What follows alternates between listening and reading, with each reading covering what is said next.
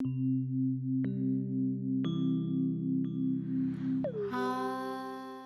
m'appelle Marjorie Kessler, je suis accompagnante dans différentes thérapies qui peuvent être dédiées au plus cartésien comme au plus spirituel.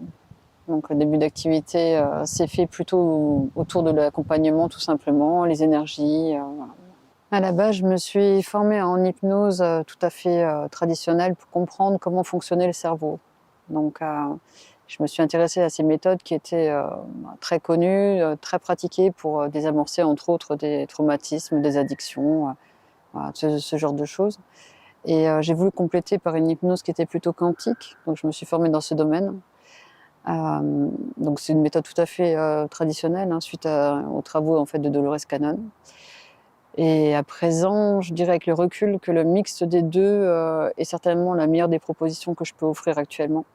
Donc pour ça, j'ai formé en fait déjà 2 groupes aux méthodes que j'ai mis au point, dans le sens où j'ai réussi, d'après ce que j'entends en tout cas et que je peux voir, à imbriquer les 2 choses. C'est-à-dire qu'on peut avoir un côté très cartésien et à la fois être très spirituel. Donc en fonction de la personne qu'on va accueillir dans nos accompagnements, on va pouvoir s'adapter en tant que professionnel et se positionner, savoir s'il vaut mieux une méthode ou une autre, ou en tout cas être le plus neutre possible.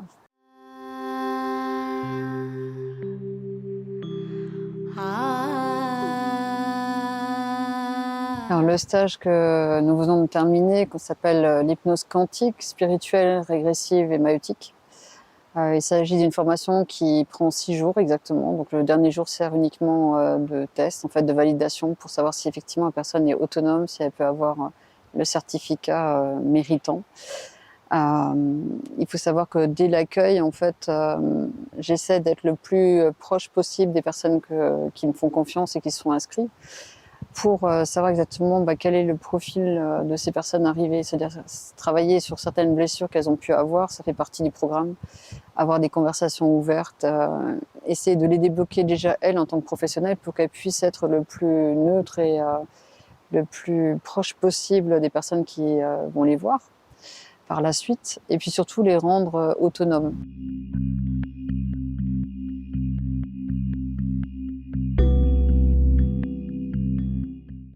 La démarche pédagogique que j'ai mise en place pour cette formation est tournée autour du cœur. C'est-à-dire que le but, c'est d'apporter à chaque stagiaire présent dans la formation un classeur personnalisé.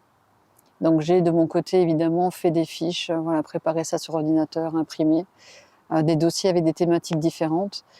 Et en fonction du groupe que j'ai face à moi et des personnes, de leurs demandes, en fait, de leurs besoins, je vais proposer plutôt un module ou un autre en premier. Donc il y a une chronologie qui n'est pas en fait forcément réfléchie en amont, c'est pas quelque chose de scolaire. C'est un dossier qui est personnalisable. Donc je vais sortir à chaque fois une fiche et puis on va s'adapter au groupe. En fait, s'il y a des besoins particuliers, on va assister pour un point. Si d'autres choses sont plus fluides, on va laisser. Donc si on observe un petit peu le dossier qui est bien épais quand même fin de stage, on peut se rendre compte qu'il y a plein de bonus en fait. Il y a plein de choses qui n'ont pas été demandées au départ et finalement qui ont été nécessaires pour que les personnes qui ont fait cette formation puissent partir avec vraiment le maximum de savoir, d'outils, et qu'elles puissent à tout moment refeuilleter et trouver ce qu'il leur fallait en fait. C'est un classeur tout simplement parce qu'on peut encore rajouter des choses. On peut le personnaliser par la suite. Certaines fois c'est du texte, on peut le transformer en image pour être plus créatif.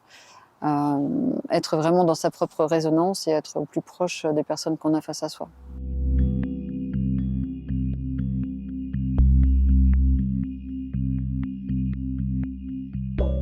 Si je devais résumer ce qu'est l'hypnose quantique, spirituelle, régressive et maïeutique, je dirais qu'il y a plusieurs idées en une expression. La première des choses, c'est que c'est bien une technique d'hypnose. Là-dessus, il y a une certitude. Donc on cherche en fait un état de détente, je dirais, pour que la personne à qui on fait une séance se détende suffisamment pour accéder à son inconscient. Ça, c'est la démarche numéro 1.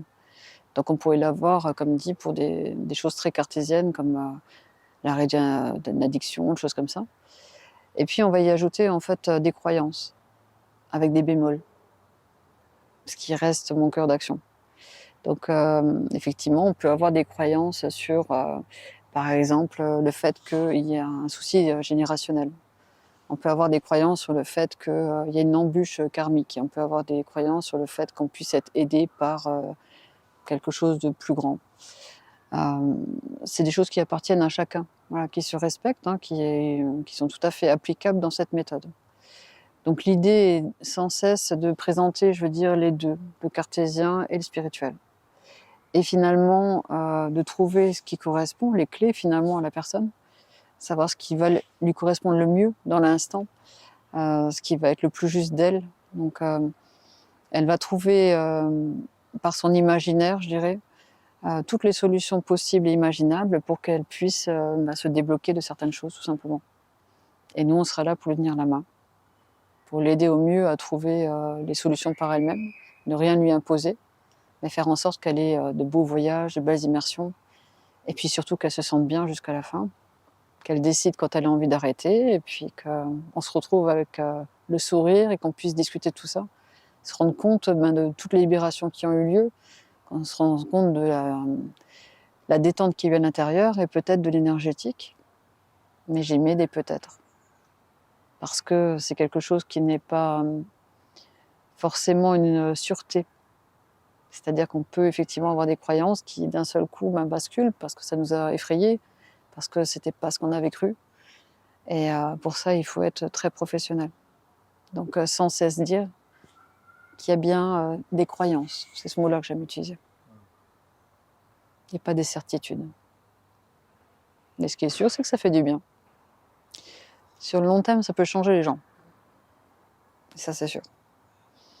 Ça peut leur donner d'autres méthodes de fonctionnement. Ça peut leur donner d'autres ressources, je dirais, de détente aussi, de bien-être. En autonomie, hein. À ce moment-là, il y a des clés qui sont déposées. Donc c'est simplement pour avoir des auto-hypnoses, des choses comme ça, des méthodes pour mieux se connaître.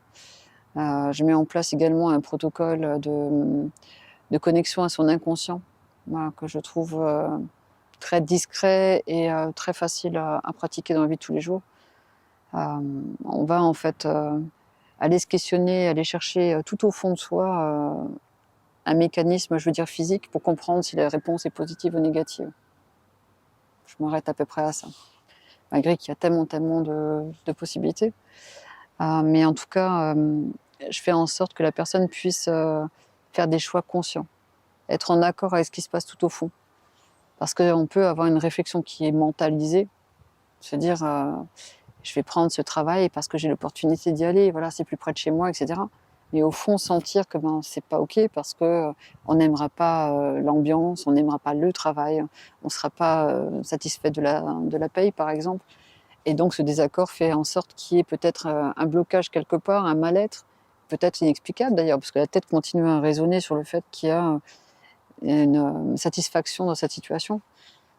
Mais dans le cœur, ça se passe pas pareil. Donc d'aller se connecter à cet inconscient le plus profond, de le remettre en premier plan, ça permet de comprendre que le problème est là et puis qu'il y a des solutions.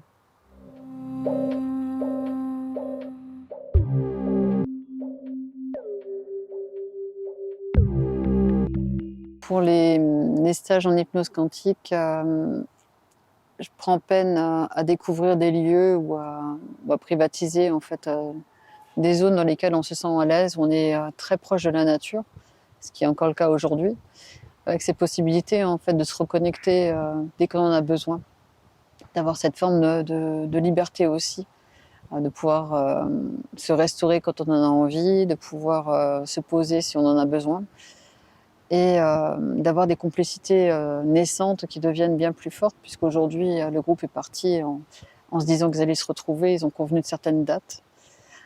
Donc ça, voilà, ça a fonctionné, c'est très bien. Donc ça a peut-être été les partages autour des repas, des préparations, des repas également. Peut-être les soirées à thème qu'on a pu développer, puisqu'on a eu des thématiques différentes. Et tous ces bonus, je veux dire, sont là aussi pour lier le groupe et faire en sorte que la confiance soit vraiment là, que à tout moment, je puisse répondre également à une question qui viendrait tout à fait hors cadre formation, hein, mais peut-être quelque chose qui n'a pas été éclairci pendant la journée ou un doute. Voilà. Ça aide en fait à partir plus serein. Après, c'est des lieux ressources, hein. C'est des ressources, même si ça a duré, on va dire, un moment, mais c'est des bulles d'oxygène, ça fait tellement de bien. De pouvoir parler librement, de pouvoir être soi, en fait. De ne pas porter un masque, ça fait du bien.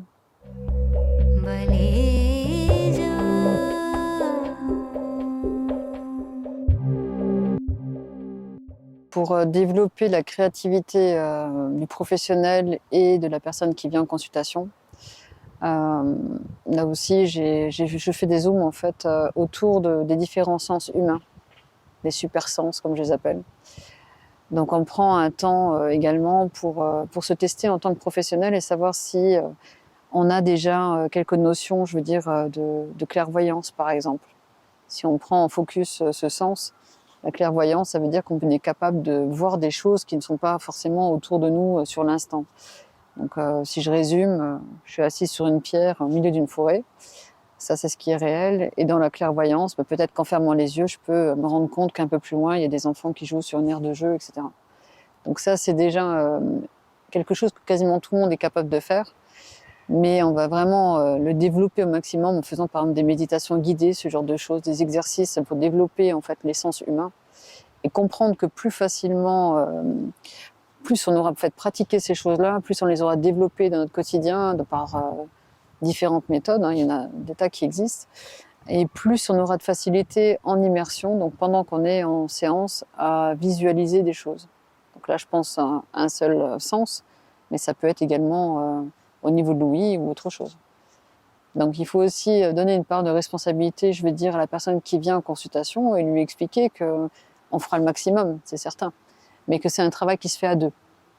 Donc si en tant que professionnel, on a effectivement toute la méthode, tous les mots qu'il faut pour accompagner la personne qui est face à nous, on a effectivement une personne qui, elle, vient avec ses limites, qui vient avec tout le travail qu'elle a pu faire en amont, hein, que ça peut être du développement personnel ou autre chose.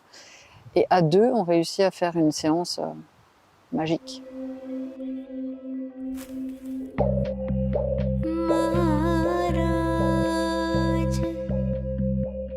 Je sais qu'elles ne sont pas dépendantes de ma méthode, je sais qu'elles ne sont pas dépendantes de moi, et qu'au contraire, elles partent avec la sécurité, avec la sérénité. Hein. Elles ont un classeur qui est bien rempli, qui est personnalisé en fonction de ce qu'elles ont pu vivre et les questions qu'elles ont pu poser. Et elles ont toutes un brin, je vais dire, différent. C'est-à-dire que chacune va respecter ses croyances, sa méthodologie, parce que le but, c'est ça. Je leur donne en fait le maximum d'éléments pour qu'elles puissent avoir des bases solides, comprendre ce que c'est l'hypnose, savoir comment ça fonctionne, laquelle on utilise dans notre pratique, précisément pendant la semaine, avoir des petits bonus autour de l'inconscient, des petits exercices comme ça qu'elles ont pu faire elles-mêmes. On a fait également des jeux de rôle, ce qui les a entraînées à avoir des personnes qui ont des attentes différentes, des comportements différents, et puis surtout apprendre à poser les bonnes questions, à être le plus précis possible déjà pendant l'entretien, de ce qu'on appelle une anamnèse, vraiment la mener à bien pour avoir les grandes pistes, savoir sur quoi on pourrait travailler. Puisqu'à partir de la fin de cette anamnèse, on sait effectivement si oui ou non, en tant que praticien, on a envie ou pas d'accompagner cette personne, et puis si on a cette capacité en tout cas. Il se peut que la méthode ne soit pas adaptée, il se peut que ce ne soit pas le bon jour pour elle, etc. Donc on respecte tout ça. Et en tant que consultant, on a cette liberté à tout moment de dire stop, de donner son avis et d'avoir une certaine réflexion, je dirais, pour savoir si oui ou non on veut la poursuivre. Donc ça ramène énormément d'émotions, ça ramène des paillettes dans les yeux, ça ramène des libérations auxquelles on n'avait même pas pensé avant d'arriver. Et c'est le cas pour la personne qui consulte et pour le professionnel en face. Parce qu'il y a une espèce de fusion qui se fait pendant la séance. On est si proche qu'on a l'impression de vivre la séance avec. Le seul bémol, c'est qu'effectivement, on prend ce recul pour se repositionner et être le plus professionnel possible.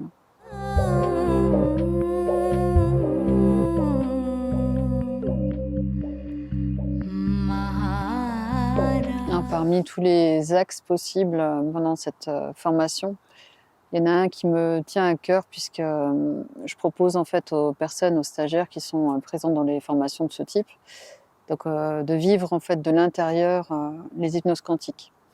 Donc à savoir qu'elles ont des immersions qui leur sont propres, hein, donc avec des libérations sur des sujets qu'elles ont peut-être gardés quelque part au fond d'elles depuis des années. Et c'est extrêmement touchant de voir qu'elles deviennent plus libres, qu'elles sont soulagées de certaines choses. Alors aussi, on peut avoir des libérations émotionnelles, des traumatismes, des domaines énergétiques également. Et de voir toutes ces paillettes dans les yeux, c'est quelque chose de merveilleux parce qu'elles vont devenir des professionnels qui sont beaucoup plus dans la compréhension finalement de ce qui peut se passer à l'intérieur.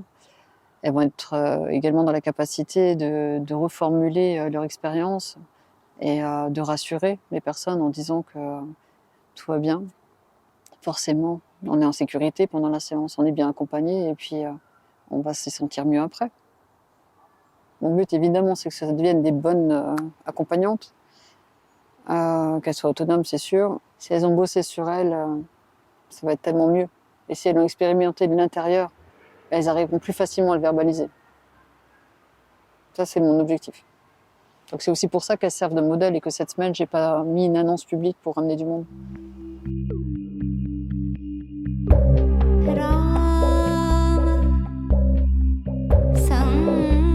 J'ai eu la chance, en tout cas pour ce groupe, d'observer qu'elles étaient déjà tout à fait capables de travailler seules. Elles ont demandé à exercer à certains moments entre elles, d'autres fois avec des personnes de l'extérieur, mais les immersions étaient très belles, les révélations étaient magiques, que ce soit émotionnelles ou spirituelles. Dans les deux domaines, on avait l'énergétique aussi. Et ça a ramené beaucoup de libération, beaucoup d'émotions. Juste pour le clin d'œil de cette formation-là, c'est que je suis très fière. Je suis très fière de ce qui s'est dégagé, des émotions qu'il y a pu avoir, des complicités, des remerciements qu'on a réussi à formuler. Parce que ça, c'est pas souvent dans notre vie de tous les jours, en fait. Hein. On réussit souvent à voir les choses négatives et pas forcément à dire quand ça va bien. Et ça, on en a eu énormément aux oreilles. On a pu voir les sourires, on a pu voir les accolades. C'était beau. C'était très, très fort. Et enrichissant pour moi aussi, parce qu'à chaque fois, c'est une redécouverte des groupes, c'est une redécouverte de certaines facettes que je peux avoir aussi. Et ça donne envie d'aller encore plus loin, de recommencer, de découvrir d'autres personnes et de ressemer encore des graines pour que ça puisse donner des bons professionnels, des bons accompagnants, praticiens en hypnose ou même simplement à l'écoute des gens. Enfin, je trouve ça une grande chance pour moi, pour elle, pour tout le monde. Ça me va bien.